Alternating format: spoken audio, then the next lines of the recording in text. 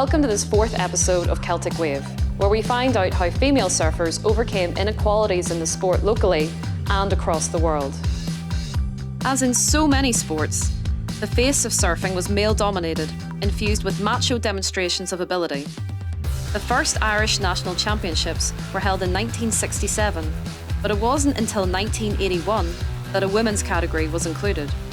While this was a step forward, opportunities to compete were still few and far between for women during the 80s and 90s.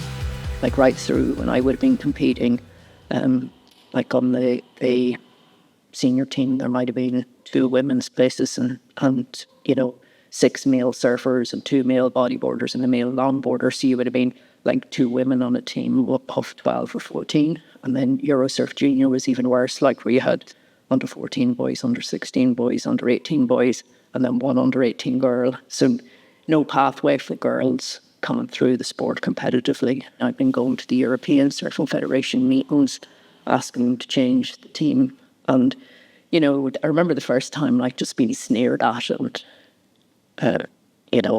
somebody actually commented, not saying what country, but they said, how could we put little girls out in that? How could we put girls out into those surf conditions when they were just as capable as guys? And that was something I thought was that they were quite happy, and I'm not just talking about the Irish Surfing Association or anything like that, but at the time they were quite happy to have one woman, But there wasn't, I felt, well, let's encourage loads of women. They don't have to become competitive. They can just surf and be part of surfing. But that's what I felt, that there wasn't enough just to get them in, whether they were going to be good or not. There was kind of, if one girl worked out to be really good, everything was concentrated on her. So all the attention went to her, get her up, get her going.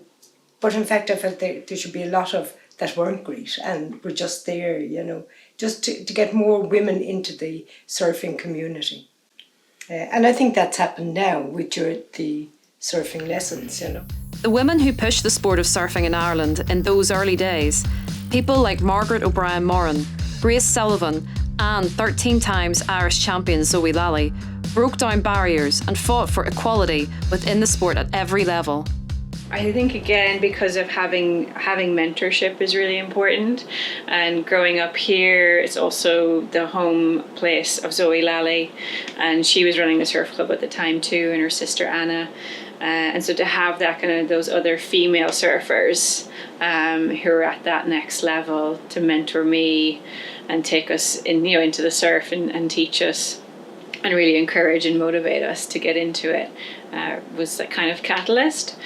Because this isn't a problem unique to surfing, although I definitely argue that surfing has this real very kind of hyper-masculine hangover from how it kind of got, I suppose, how ancient Polynesian surfing got westernized and became this sort of beach boy culture in California, and that stuck for a very long time.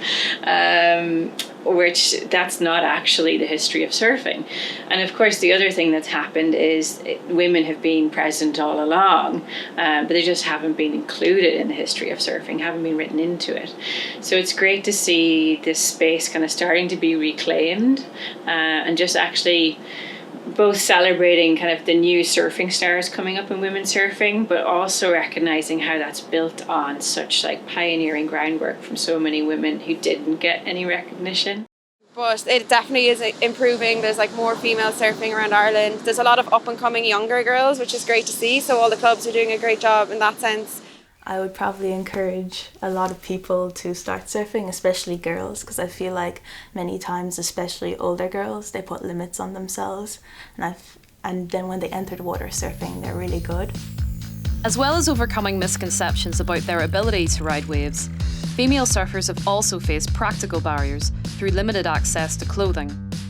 And the challenges, there was no such thing as a woman's wetsuit, or, there was no surf gear for women. That didn't really appear until the early 90s. I always had wetsuits that were too big, the B. Designed for a guy, so they never really fitted very well. They're too big in the shoulders. And